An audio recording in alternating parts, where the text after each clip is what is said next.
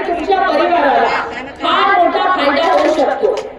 हे बघा, जवळपास 30 ते 40 वेगवेगळ्या योजना तुम्हाला या कार्डवर मिळू शकतात। सगळ्यात पहिलं जे कामगार आहेत त्यांना आपण हे कार्ड आपण देतोय, म्हणजे ज्यांनी नोंदणी केली त्यांना आपण कार्ड देतो।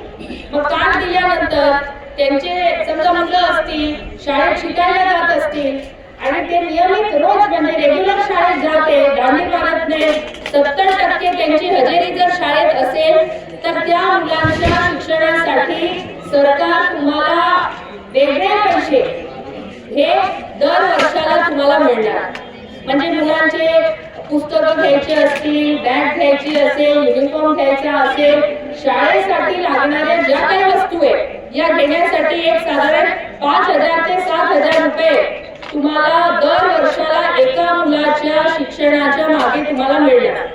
त्याच्यानंतर मुलं जर कॉलेजला शिकणारे असतील तर कॉलेजची त्यांची फी, मग ते मेडिकल कॉलेज असेल, इंजिनिअरिंग कॉलेज असेल अथवा कुठलेही कॉलेज जिथे लाख रुपयाच्या वर फीज आहे असं पण कॉलेज असेल आणि त्या ठिकाणी तुमचा मुलगा मुलगी जर शिकायला गेले तर तुमच्या कार्ड दाखवून त्या मुलांचं पूर्ण शिक्षणाची फी ही सरकार डायरेक्ट करेल, तुम्हाला 1 रुपया भरायला येणार नाही। समजा कामगार कल्याणचा फॉर्म एखाद्या तरुण व्यक्तीने भरला, तरुण कामगारने भरला, ज्याचं अजून लग्न झालेलं नाही, तर ज्याने तरुणाने भरलाय, ज्याचं लग्न झालेलं नाही, त्याला लग्न करण्यासाठी पण या योजनेअंतर्गत ते कार्डावर त्याला लग्नासाठी पण पैसे मिळतात। लग्न झाल्यानंतर त्याच्या मिसेसची डिलिव्हरी असेल, डिलिव्हरीसाठी पण पैसे मिळतात। जर सीझरनी डिलिव्हरी झाली तर त्याच्यासाठी पण पैसे मिळतात। म्हणजे तुम्हाला सांगते, लग्नापासून समजा दुर्दैवाने काम करताना त्या कामगाराला पडून गेला, लागून गेलं, काही दुखापत झाली, फ्रॅक्चर झालं, काय झालं तर त्याचा पूर्ण इलाज करण्यासाठी सुद्धा या कार्डवर पैसे मिळतात।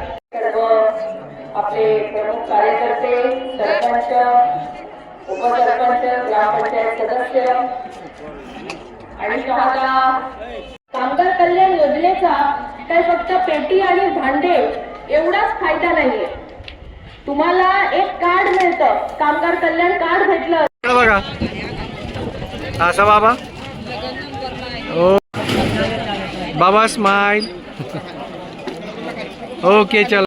सगळ्यांचे बॉक्स आपल्याकडे इथे आलेले आहेत। आता तुमच्यापैकी ज्यांना पेट्या भेटल्या नाही त्यांना आपण पेट्या सुद्धा देणार आहे बहुतेकांना, आणि त्याच्यानंतर अजून वेगवेगळ्या काही वस्तू देण्याचं सध्या सरकारचं चाललेलं आहे की अजून काही वस्तू आपल्याला व्यवस्थित पेटी असेल, भांडे असेल हे व्यवस्थित सगळ्यांना भेटतील।